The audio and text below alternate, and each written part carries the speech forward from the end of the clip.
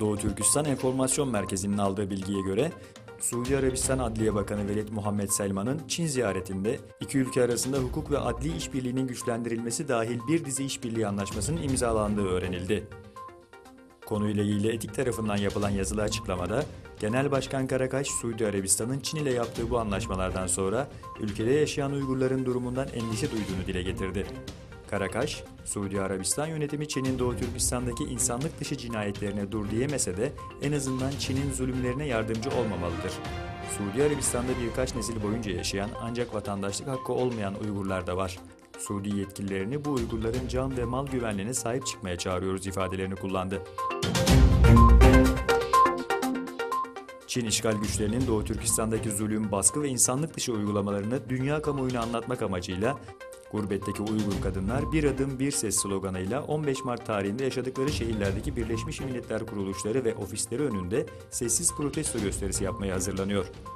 Bir Adım Bir Ses grubu tüm dünyadaki Uygur kadınları bu etkinliğe davet ediyor.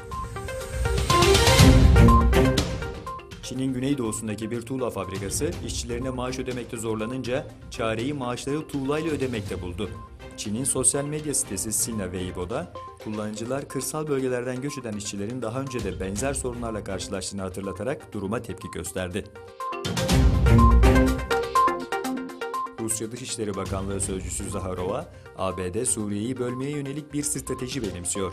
ABD askeri varlığının Suriye'de sınırsız bir süre kalmasına yönelik planlar uluslararası hukukla çelişmektedir dedi. Çin'de yüksek hızlı tren rayları üzerinde aniden alev aldı. Yangının elektrik sistemindeki arızadan kaynaklandığı belirtiliyor. İsviçre'nin Basel kentinde çok uzun süredir gizemini koruyan bir mumyanın İngiltere Dışişleri Bakanı Boris Johnson'ın atası olduğu ortaya çıktı. Bilim insanlarının araştırmasına göre mumyalanan kadın Johnson'ın 8. derece atası.